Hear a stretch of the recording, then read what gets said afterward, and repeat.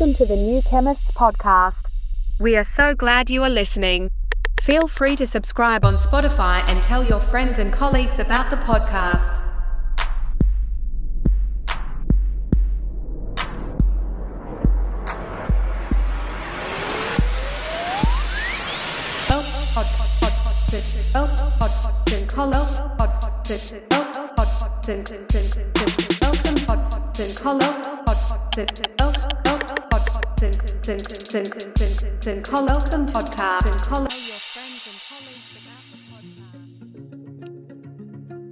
Our Deepest Fear by Marianne Williamson.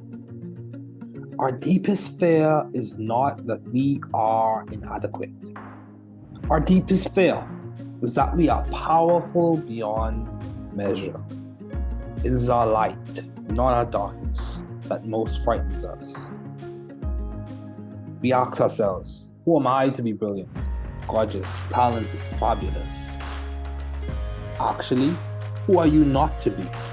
You are a child of God. Your playing small does not serve the world. There's nothing enlightening about shrinking so that other people won't feel insecure around you. We are all meant to shine as children do. We were born to make manifest the glory of God that is within us.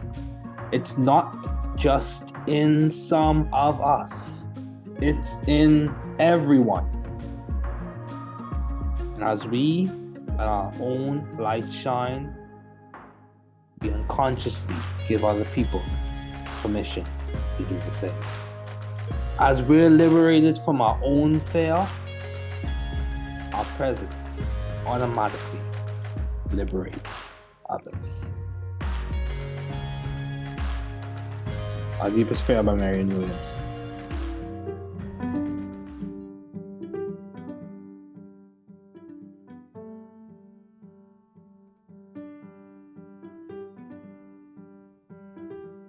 You are very important, especially to us here at the New Chemist podcasting group.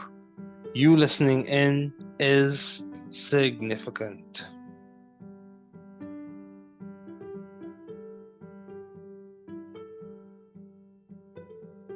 Vous êtes très important, surtout pour nous ici au New Chemist Podcasting Group. Votre écoute est significative.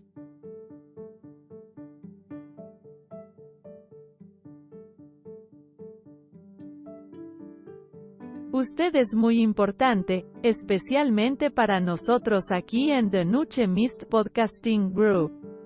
Usted escuchando, es significativo. Você é muito importante. Especialmente para nós do The New Chemist Podcasting Group. Você ouvindo, é significativo.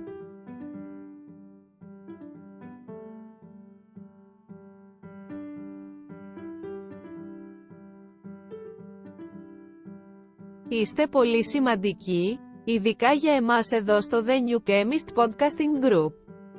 Το να ακούς είναι σημαντικό.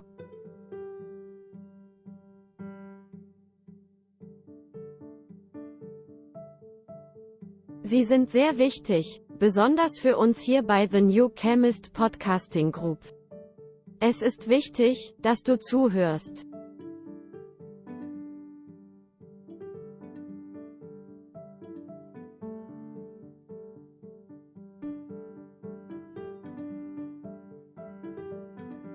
Je bent erg belangrijk, vooral voor ons hier bij The New Chemist Podcasting Group.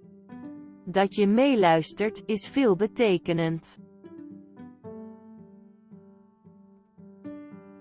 You are very important, especially to us here at the New Chemist Podcasting Group.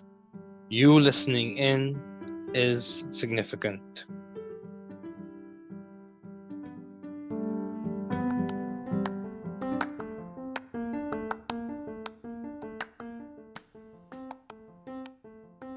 Welcome to the New Chemist Podcast.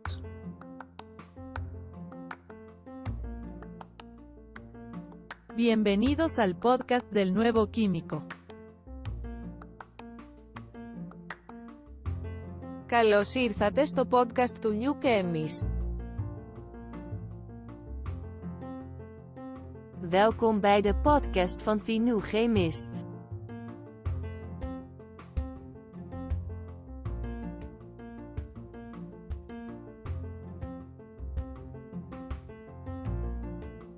Bienvenue sur le podcast du nouveau chimiste.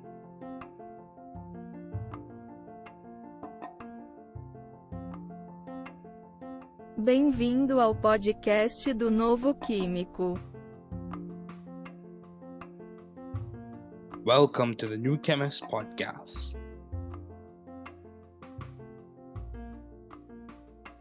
Work hard.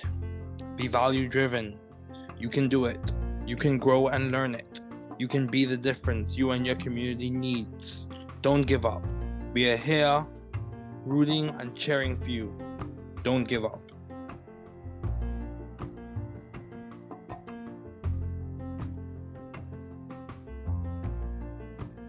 Travaillez dur. Soyez axé sur la valeur. Tu peux le faire.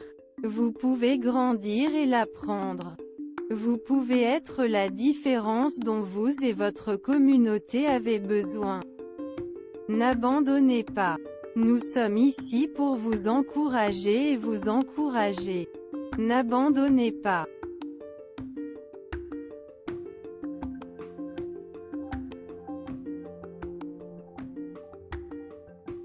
Trabalhar duro. Seja orientado por valores. Você consegue. Você pode crescer e aprender. Você pode ser a diferença que você e sua comunidade precisam. Não desista. Estamos aqui torcendo e torcendo por você. Não desista.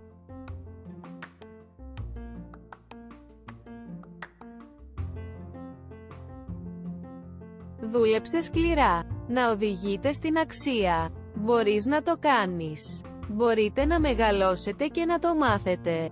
Μπορείτε να είστε η διαφορά που χρειάζεστε εσείς και η κοινότητά σας. Μην τα παρατάς. Είμαστε εδώ για να σας ζητοκραυγάσουμε. Μην τα παρατάς.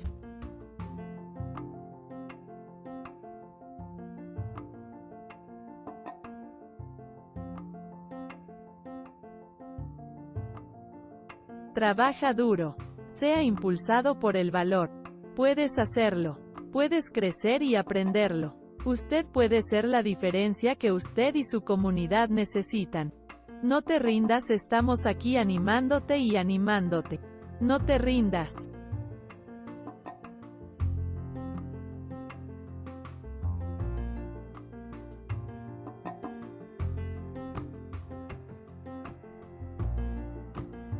Werk hard. Wees waardegedreven.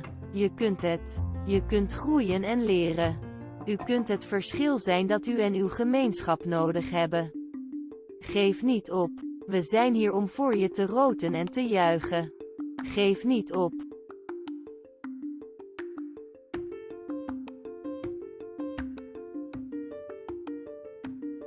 Work hard. Be value driven.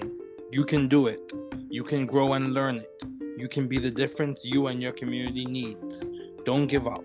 We are here rooting and cheering for you. Don't give up.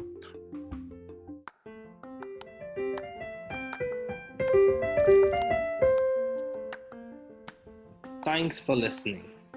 We're glad you were able to tune into this podcast.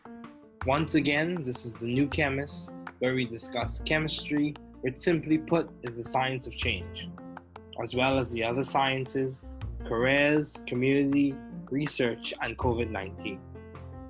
Thanks again for listening. Note, the views on this podcast represent those of my guests and I.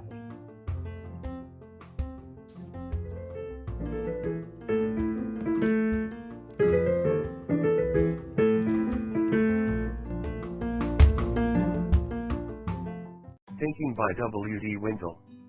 If you think you are beaten, you are. If you think you dare not, you don't. If you'd like to win, but you think you can't, it is almost a cinch you won't. If you think you'll lose, you've lost. For out in this world we find success begins with a fellow's will. It's all in the state of mind. If you think you're outclassed, you are. You've got to think high to rise. You've got to be sure of yourself before you can ever win the prize. Life's battles don't always go to the stronger or faster man, but sooner or later the man who wins is the man who thinks he can. Remember, strategy, hard work, collaboration, and execution. You can do it. You can do it. If you haven't heard about Anchor, it's the easiest way to make a podcast. Let me explain. It's free. There's creation tools that allow you to record and edit your podcast right from your phone or computer. Anchor will distribute your podcast for you so it can be heard on Spotify, Apple Podcasts, and many more. You can make money from your podcast with no minimum listenership. It's everything you need to make a podcast in one place. Download the free Anchor app or go to anchor.fm to get started.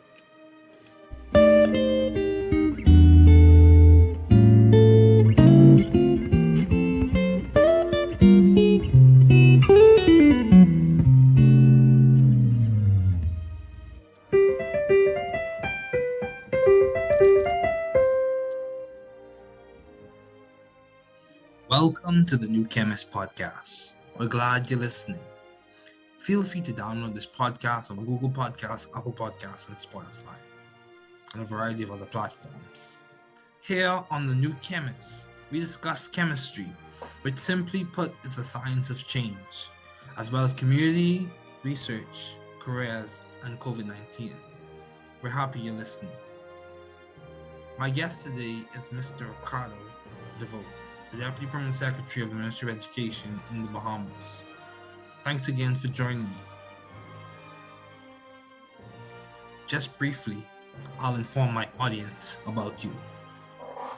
An accomplished scholar and public servant, Mr. Ricardo Deveaux is a 1985 graduate of the R.M. Bailey Senior High School, a 1990 graduate of Bethune-Cookman College with a Bachelor of Science degree in Psychology with honors, and a 1992 graduate of Nova Southeastern University with a Masters of Science degree in Human Services with a specialization in Human Resource Management.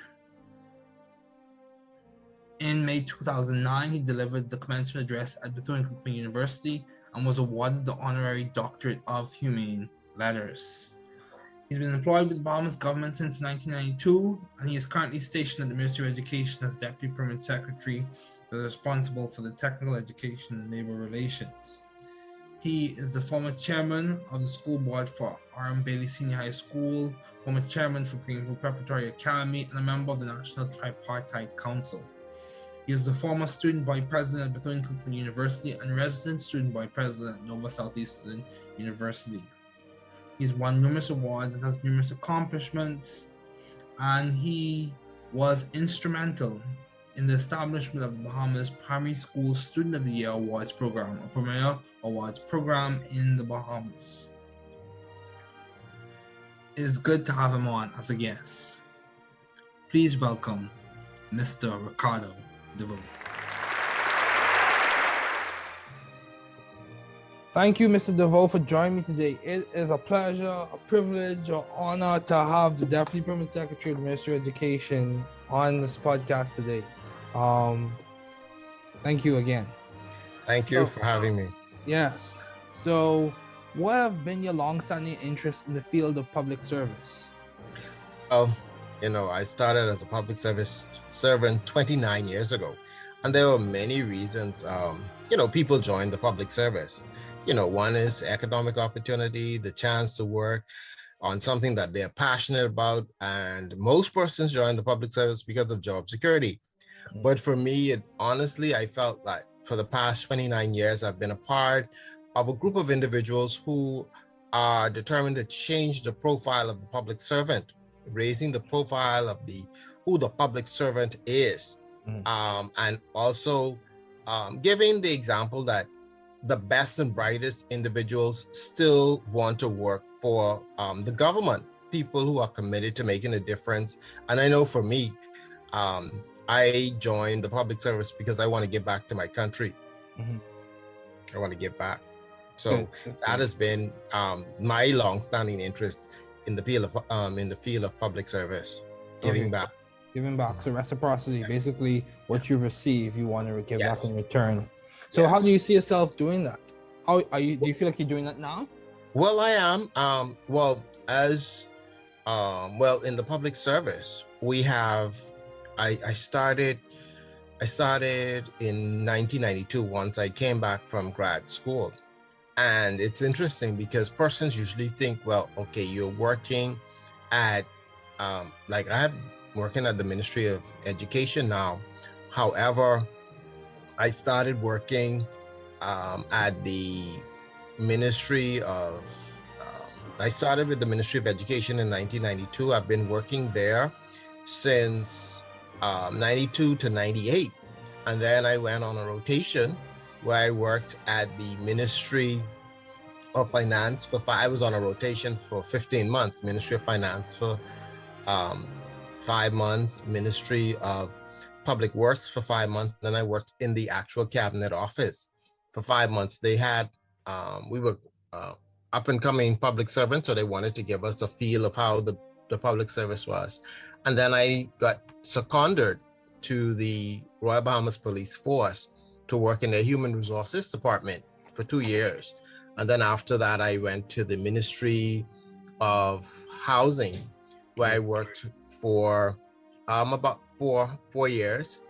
And then I went to Ministry of Youth, where I assisted in starting a small business program called Self-Starter, where we assisted young entrepreneurs to get funding to start their own business. And then after that, I went to the Ministry of Foreign Affairs for 1 year. And from 2013 to September of this year, I was at the Ministry of Labor, where again, working in public service in the field of assisting in labor relations. And in September of this year, I got transferred back to the Ministry of Education. So it's almost like I'm back home, where I started 29 years ago. But every position that I've had in the public service is all about giving back, about assisting, about me growing as an individual. Yeah, that's good. That's very good. Yeah, I think it's very important for us to not only achieve things, but be able to help others to achieve as well. So Yes. in terms of your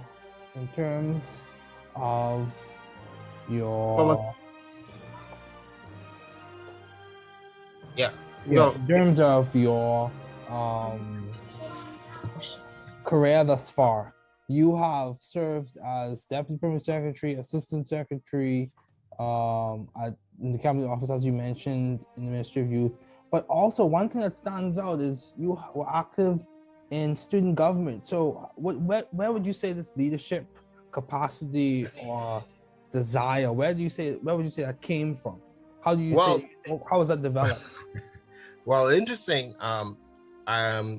In both of my college, my undergrad and grad, I was student body president. And so my love for service began even, I guess, in high school, because I was a part of Junior Achievement. So I was president of my Junior Achievement company. When I went to college, I was on student government from my sophomore year. So service has always been a part of what I enjoy doing. So I believe coming to the public service and serving was just another form of being able to be comfortable and excited about giving back to my community, giving back to my country. Okay, that's good. That's good. Yeah. So how do you maintain view of the bigger picture in your career and in your life in general? That's interesting. I think many years ago, I don't know if you would hear it, but people would say that, well, the public servants don't attract the best and the brightest. And so I have said for me that the public service, what has caught my attention, I guess, with the public service is that public service and that's why I say that the career in public service is something that you have to want to give back. Because in the public service, and we think about the private sector, in the private sector is usually that you're accountable to who? Your shareholders, you're accountable to those persons who, and it's all about a profit driven. But when you work for the public service, you aren't afforded that luxury. You are now working to make taxpayers, so who are your customers, they're the ones who are demanding. And so we don't have no shareholders that we say we have to make a profit. So my bigger picture of working in the career in public service, meaning that I'm going to be obligated to these taxpayers, that I'm going to give the best quality service that I'm supposed to give. I'm going to give back and ensure that whatever section that I'm in, that I'm going to be a part of those change agents that are making the government look good. So that's I look at that as, for me, the bigger picture. Yeah, I completely agree. It's you're striving for excellence within your field, within your craft. Yes. So you maximize the resources that are available to you as a public servant. So Yes. yeah, I completely agree. And with that same intention to give back, that's one of the reasons why I started this podcast. That's one of the reasons why I have decided to start writing books, as well as a chemistry graduate student. I've published a book already, and I'm working on some more books. I'm trying to tailor a book right now for BGCSE chemistry students at this moment. Wow. Let me tell you, can I be a little honest about you? I mean, when I met you as a 6th grade student, I would always remember the portfolio that you presented. Okay. The student of the year. Okay. You were about 10 or 11, and you were dressed up. And I remember everyone talking about you. You were dressed up in a high chair, in a suit and tie. Okay. And that was the opening picture of your portfolio. And I always remember what the words of the judges were. It was like, this young man has already changed his mindset. We can't wait to see where he will be in years to come. And it's interesting that I look at you today, and I look at that same young man in that portfolio. And if you go back to your portfolio, you would see you were that young man in that chair, in that high chair with that tie, shirt and tie, doing great things, my brother. Doing great things. Thank you. Yeah, God is good. God is good. And I'm thankful for my parents and people like you who saw potential in me to invest in that potential and to give back to me. So yeah, thank you so much. So how have you been adaptive and creative in the field of education? Currently, we encounter some challenges in the Bahamas. Yeah, we are encountering some challenges. I think everyone's aware of that. So how are we being adaptive or creative? What new technologies, new strategies are we implementing to improve it? Well, I guess one of the things that we have in the last 19-20 months, especially in the field of education, we have really truly been, as the Ministry of Education, suffering because, this pandemic has created a headache for all of us. And in fact, just in the last 4 weeks, the Ministry of Education has been in a lot of meetings. In fact, we just had a town hall meeting on Thursday with our minister, the Honorable Glennisana Martin. Is that, we have had the virtual platform in education, and there have been some challenges because, unlike, students who are probably in the private schools, who parents are investing, we have a lot of kids who are not being properly or have not been coming on. So we are having to find creative ways of how we're going to get these kids back to the level where at least trying to catch them up. Well, we have now had to, in January, start this hybrid model of kids going back to school, because we are giving kids the tools, we're giving them the technology needed. However, we're still seeing, we're seeing about, at least they're saying about 40% of the kids who have not been on since this virtual began. And so that's a problem for us. Yeah, that's And so we are really honestly trying to see how we're going to get these kids back into some school. And of course, prior to the pandemic, we had kids who were falling behind in the system. So 20 months, we are working and praying and hoping, because the United Nations has said that if we don't correct this problem soon, we will lose a generation, and we can't afford to lose that. And so the Ministry of Education is doing all it can to ensure that we don't lose a generation here in the Bahamas. We can't afford to do it. Yeah, we can't afford to do that. And, you know, I'll say this, you know, I'm a person of faith, so I believe things can change.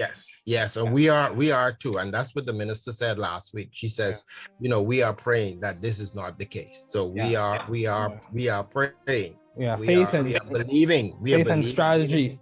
Faith and strategy. So, you know, and along with that same line, I'll drop one more update. I'm also working towards a specific tailored grant to help support labs back home in the Bahamas. If the grant is approved. Awesome. Yeah, I'm working towards that as well. So, you know, because at the same time, I agree and I acknowledge that government plays a major role in changing things, but we, the people, have to play a role as well. Yes. To complement the changing the dynamic as well. So yeah, that's what I'm working on as well. So how have you sort of found the right environment for you to thrive scientifically and intellectually? How did you know which environment was for you at that particular season and time? Well, it's interesting because I've been an individual who have been prayerful about decisions and things that I will do in my life. And interesting enough, it is so weird because I've been in the season. I was at the Ministry of Labor for 7 years, and I knew that it was really time for me to move on. And so I started saying, well, Lord, where is my next season? And so I started asking for directions. I did not know that I would end up back at the Ministry of Education. I thought that was a shock when I got a call to say that I'm being transferred to education. And it was in July of this year that I got the call, and I end up going back to education in September. But then I realized God is directing my life, and so if He's directing me, there's something why I went back to education. And of course, I guess we will talk about the impactful program that I have. That's not a government-funded program. That's something that's private. However, I think that God saw, well, hey, He's doing something in education, impacting education in His private life. Let me see how I can send Him to do that work in addition to being at the Ministry of Education. And so I think it's being something looked at complementary. Honestly, I was like, no, I don't want to go to education and they get confused that this program that I had that's private is a part of education. But I'm believing God that He directs us part, and He directed me to go back to education. So I'm just there.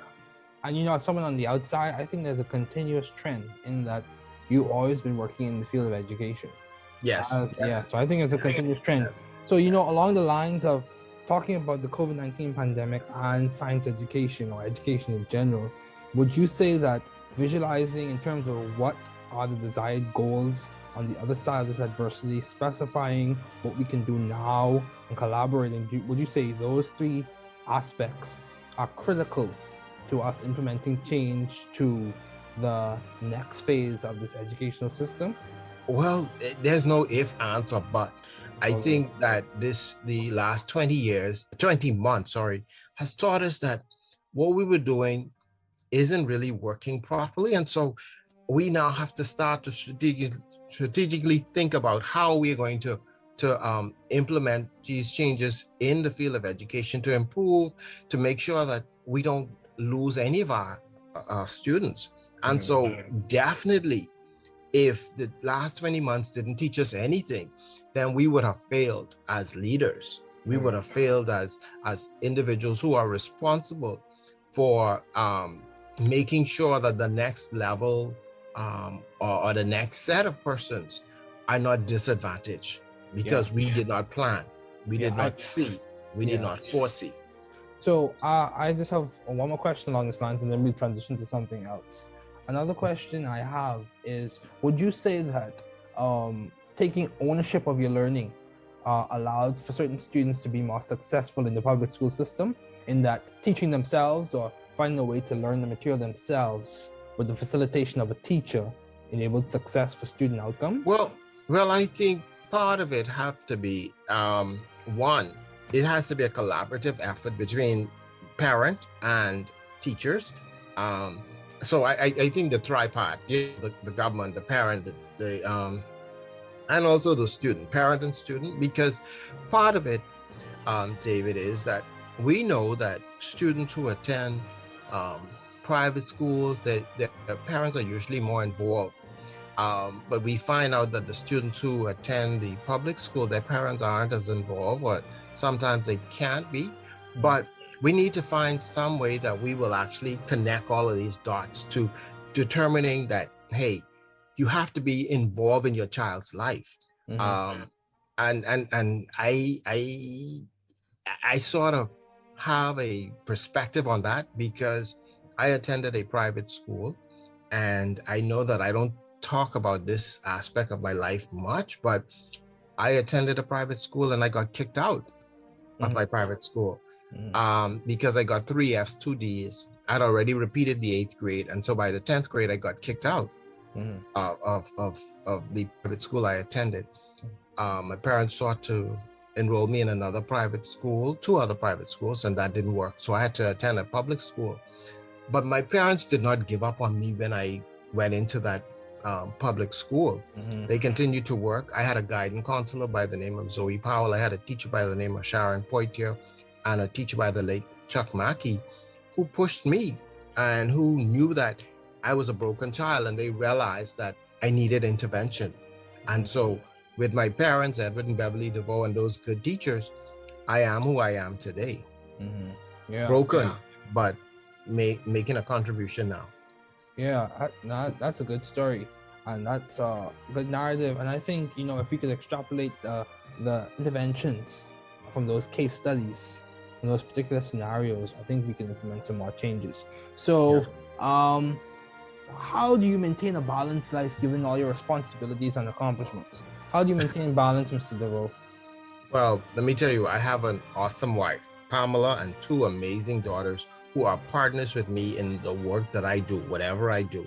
Okay. And I've also set a principle, and this may sound crazy, but I said I would save the world from Monday to Thursday, but I'm saving my family Friday, Saturday, and Sunday. And that doesn't mean that on Mondays I don't deal with family, but I'm actively involved in my community, and but I'm also actively involved in my children's life. No school play, no school dance. I am not there because I want my children to also know I can't be saving the whole world and not saving them. And so what you would notice that, I find my wife and I she do the school drop off, I do the pickup, and I have always enjoyed doing the pickup because I usually find that time to talk to my daughters to find out what's going on. Well, one is in college now, and the other is in grade 7. But I enjoyed that time that I spent with them. So that was always a part of the balance. So although I was working hard, I was like, guess what? I'm still saving. I don't plan nothing on Friday nights. So there's no parties, no nothing. I'm always my daughters are going to whatever they want to do on Friday nights and Saturday, other days. Like just the Saturday. On Saturday day, my fraternity had a bell ringing for the Salvation Army.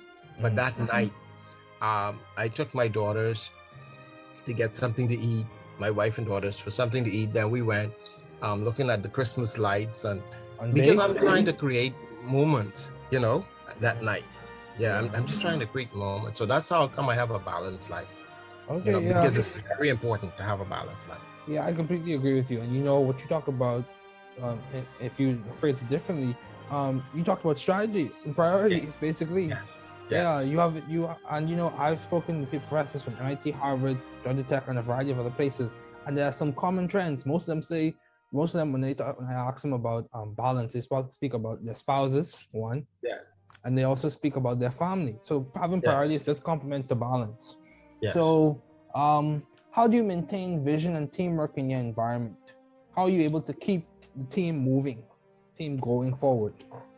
Well, first of all, we were trying to connect for a while, and it was because just a few months ago, the government implemented a leadership training program for 9 months.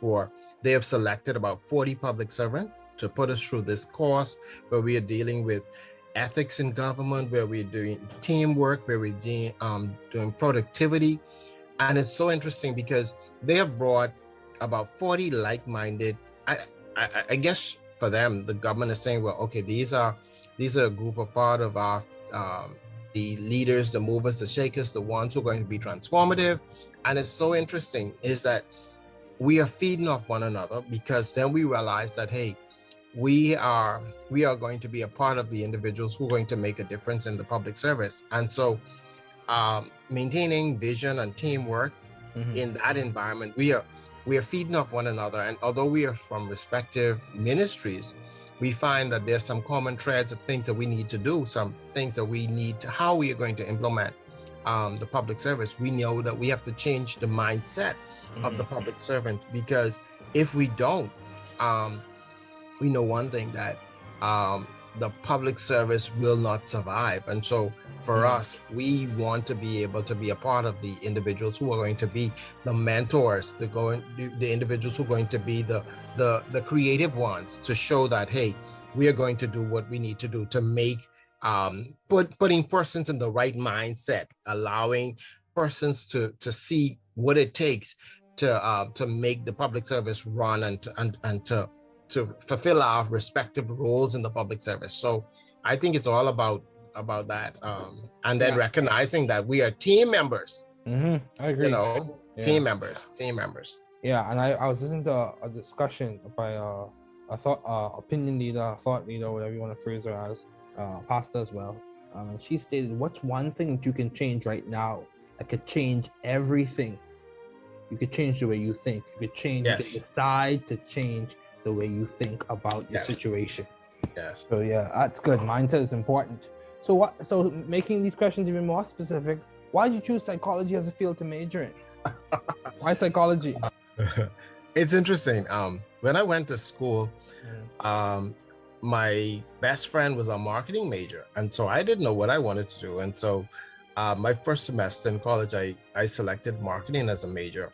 However, I knew that I wanted to work in a field that deals with working with people. And so I took a psychology class and I fell in love with it.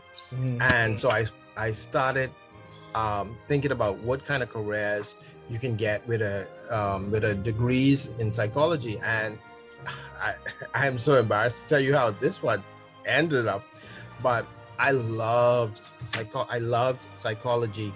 And it was a how I'd say a mind-blowing experience. It was and so in my freshman year, I decided, let me look at some of the majors, and I ended up doing after that course, the second course, and I saw psychology being the greatest area for me. And so got into it, and I decided that I would pursue a PhD in psychology. Okay. But I didn't. Let me tell you what happened. I graduated from college at the age of 22, and I was like, oh man, 5 more years in school. I'll be 28. I'll be single, no kids. Do I want to spend the rest of 5 years in school? The biggest mistake for me, and that's why I encourage young people to go after your dreams, because on my 28th birthday, I sat there and I was like, wow, I'm single, no kids, and I should have pursued my PhD. But what I did was, I still was in love with psychology. And so when I went to grad school, I decided to pick an area that I can work with my psychology, and I loved human resources, and so that's why I end up doing human resources at the graduate level. But Yeah. it's all about helping people. Yeah, and this is the thing, Mr. Deveaux. I would say this, getting a PhD is good. I'm in grad school now. Yes, it's nice and fine and dandy. But the reality of the situation is having employable skills, having the capacity to change situations, to implement strategies, to work well in the environment. I think those translate equally as well as having a degree. A degree does provide job security. A PhD does provide a lot of opportunity and leverage and social mobility and all those other things. And research shows that. But my thing is, you can have a PhD and still not have the skills that you need for that particular niche. Yes. You can have a PhD in, for example, you can have a PhD in some specific type of mass spectrometry, which is a chemistry technique. And you need to work in a particular area in the biological area. The jobs are available in the biological realm. So how do you connect those two? If you didn't get the employable skills, you have to do some more training then. Yes.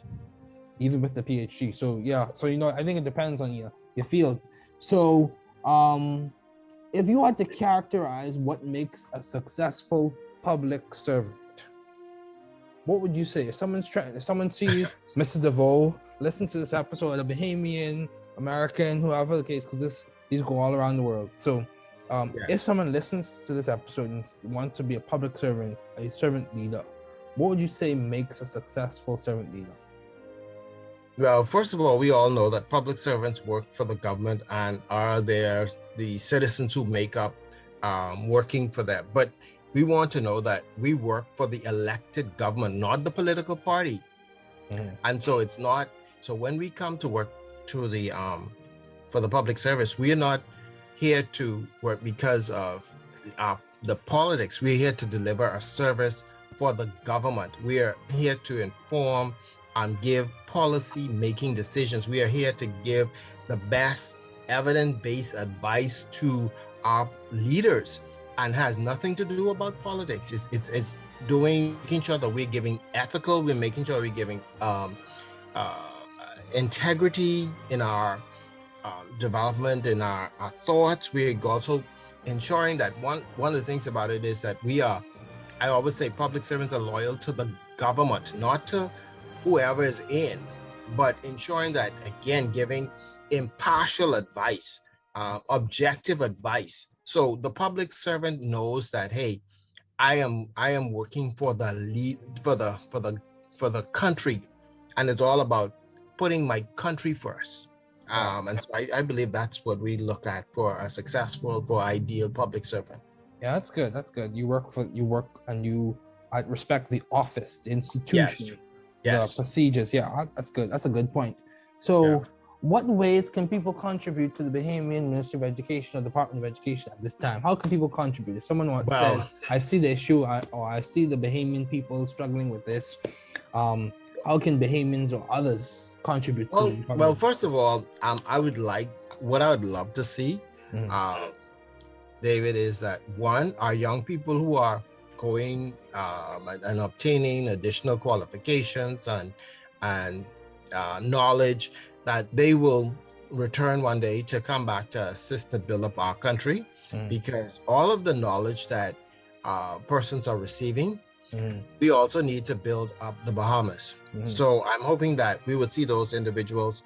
Like I have a daughter, as I said, she did her bachelor's in elementary education. She's pursuing her master's in special ed, and so I'm hoping that she would return back to the Bahamas knowing that she has a contribution to make, and I'm hoping that the Bahamas also will be ensuring that they are going to make the environment attractive enough for our young people to return home and to make their contribution, because we cannot be too afraid, and this is where we have problems.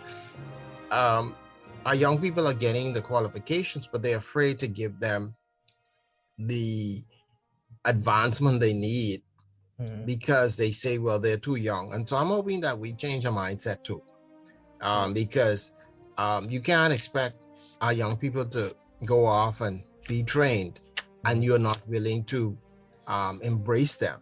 because you feel that they're too young, and so that's a problem in the Bahamas. Yeah, I completely agree that there's a mindset shift that has to change. Yes, There's a mindset shift that has to take place in that a fresh perspective can be good. Yes. Yeah, novelty and naivety don't always go hand in hand. Yeah. So just because someone's young doesn't mean that they don't have the capacity to make a substantial change. Yes. And so I completely agree with that. So do you have any advice to those wanting to pursue the field you are currently working in? Well, my advice to them is that, one, you be open-minded. You change that mindset. I want you to also to be mindful of what it is that you want to do. I'm so sorry, but for me, David, everything that I do, it's all about what legacy Ricardo Deveaux is going to make, whether it's in private, public. What is going to be the legacy? What is going to be something that I'm going to give to someone else? It's all about mentoring. I believe that I am placed on earth to make someone else better than I was, or to make their road better than I was. So it's helping someone else, mentoring somebody else in this road called life. And so I'm here to offer myself so that the person who comes after me doesn't have it as hard as I did. Yeah, I completely agree with you. If I could help somebody as I travel along, yes, my living will not be in vain. And another thing is, I spoke with a professor from Harvard University, Harvard and MIT. This is a co-director of the Health Sciences and Technology School. His name is Dr. Emery Brown. And one of the things he said, and this is not a novel, but this is important. He said, if you could be nice to someone, why not do it? If you can just be nice to someone, you're never too important to help someone or to reach out to someone. So I think that's very important. You're never too important. Never. Because God and Jesus Christ reached out to us. Yes. Yeah, so you're never too important. So what has been some of the most beneficial advice you have received? Wow. One is that, as I said earlier, having plunked out of high school, I remember having my teachers and my parents tell me that, yes, I can. And so I think made that phrase so powerful. But I remember my parents telling me, Ricardo, you can move beyond this point. Although you failed, I'm not giving up on you. You are my child. You are my student, and you can do it, and you will do it. And so that's why, for me, David, whenever I meet young people, I actually give them the tool of telling them, yes, they can. Yes, you can become whoever you want to become. Write it down, study it, review it, and make it happen. I completely agree. Write the vision, make it plain so that they run nothing. Don't wait for it. It'll surely come to pass. Yes, sir. Yeah. So, I completely agree with that. And, the thing I've come to understand is, yes, we recognize faith has its role in religious circles, but faith also has a role in our vocational lives. Yes, it does. It has a substantial role. So, and I think as we conclude, one thing that's important is, I think some things we can take away from this conversation is, don't be persistent, persevere, don't give up, things are challenging, but, hold fast to faith and hold fast to the people that are around you. And I think one of the things that we have come to understand is children, especially even in scientific circles, pediatric population, it's known that they have the capacity to be resilient. So things can change. Yes, things can change. You just have to put in the work and trust God with the process. Yes. Yeah. So thank you, Mr. Deveaux. This is a really good Thank you, episode. David. Thanks for listening. We're glad you were able to tune into this podcast. Once again, this is The New Chemist, where we discuss chemistry, which simply put is the science of change, as well as the other sciences, careers, community, research, and COVID-19. Thanks again for listening. Note, the views on this podcast represent those of my guest and I.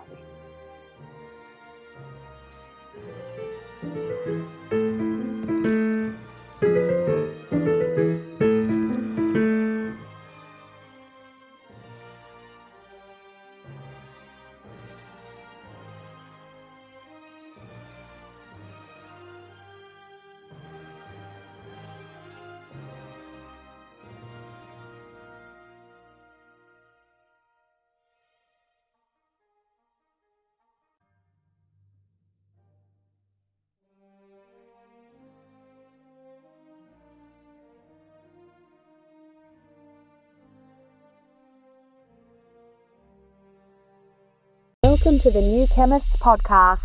We are so glad you are listening. Feel free to subscribe on Spotify and tell your friends and colleagues about the podcast.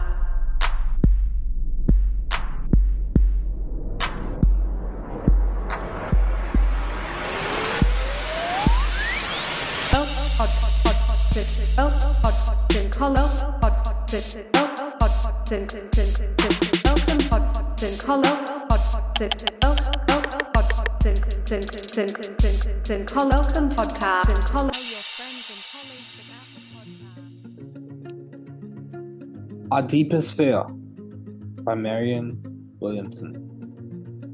Our deepest fear is not that we are inadequate. Our deepest fear is that we are powerful beyond measure.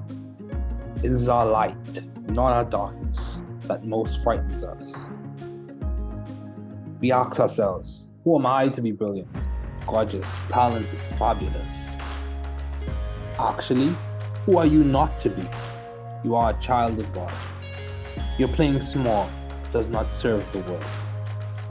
There's nothing enlightening about shrinking so that other people won't feel insecure around you. We are all meant to shine as children do. We were born to make manifest the glory of God that is within us. It's not just in some of us, it's in everyone. And as we let our own light shine, we unconsciously give other people permission to do the same. As we're liberated from our own fear, our presence automatically liberates others. Our Deepest Fear by Marianne Williamson.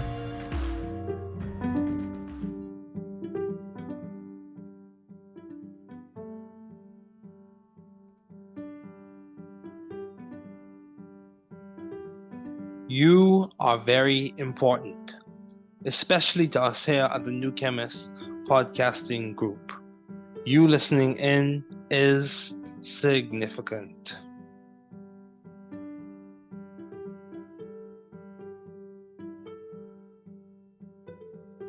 Vous êtes très important, surtout pour nous ici au New Chemist Podcasting Group. Votre écoute est significative.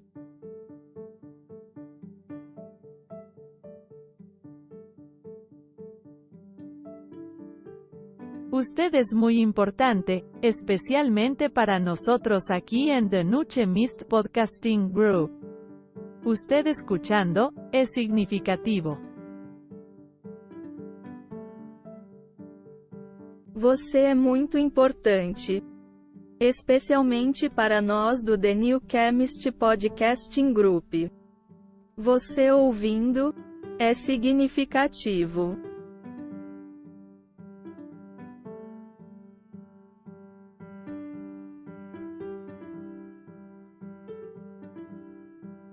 Είστε πολύ σημαντικοί, ειδικά για εμάς εδώ στο The New Chemist Podcasting Group. Το να ακούς είναι σημαντικό.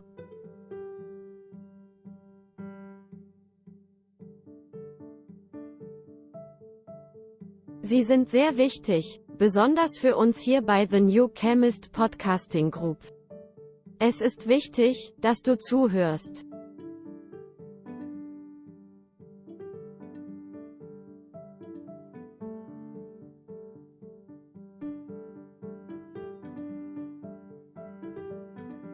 Je bent erg belangrijk, vooral voor ons hier bij The New Chemist Podcasting Group.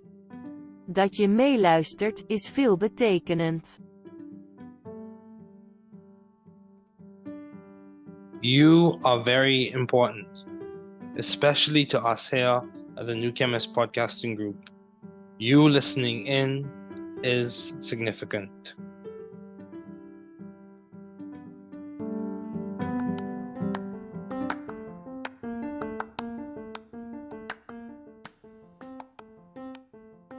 Welcome to the New Chemist Podcast.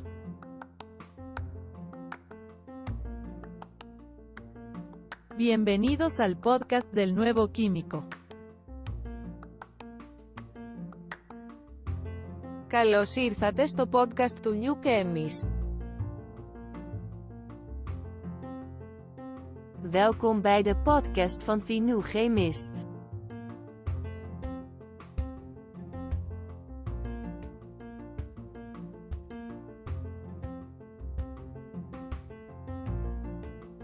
Bienvenue sur le podcast du nouveau chimiste.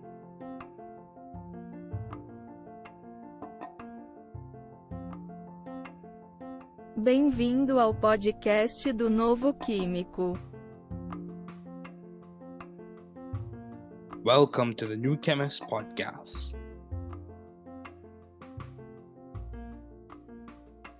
Work hard. Be value-driven. You can do it. You can grow and learn it. You can be the difference you and your community needs. Don't give up. We are here, rooting and cheering for you. Don't give up.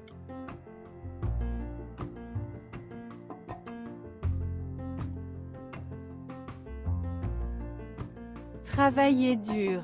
Soyez axé sur la valeur. Tu peux le faire. Vous pouvez grandir et l'apprendre. Vous pouvez être la différence dont vous et votre communauté avez besoin. N'abandonnez pas. Nous sommes ici pour vous encourager et vous encourager. N'abandonnez pas.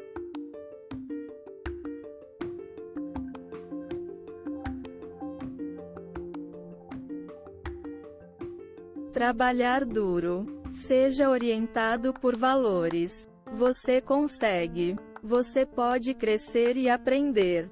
Você pode ser a diferença que você e sua comunidade precisam. Não desista. Estamos aqui torcendo e torcendo por você. Não desista.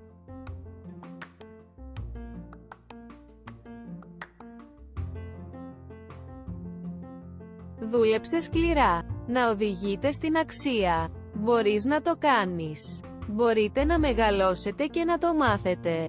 Μπορείτε να είστε η διαφορά που χρειάζεστε εσείς και η κοινότητά σας. Μην τα παρατάς. Είμαστε εδώ για να σας ζητοκραυγάσουμε. Μην τα παρατάς.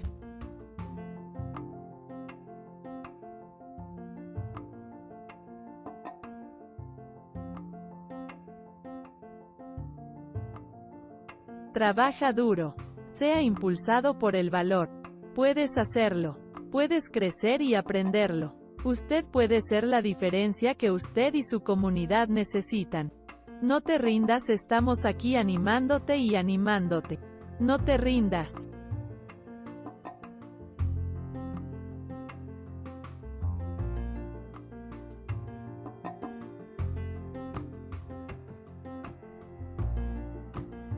Werk hard.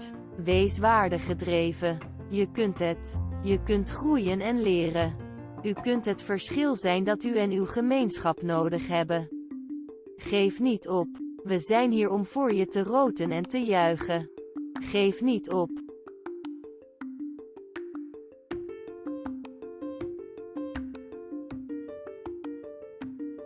Work hard. Be value-driven. You can do it. You can grow and learn it. You can be the difference you and your community needs. Don't give up. We are here rooting and cheering for you. Don't give up.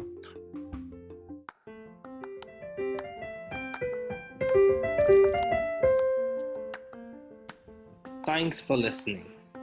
We're glad you were able to tune into this podcast. Once again, this is The New Chemist, where we discuss chemistry, which simply put is the science of change, as well as the other sciences, careers, community, research, and COVID-19. Thanks again for listening. Note, the views on this podcast represent those of my guests and I.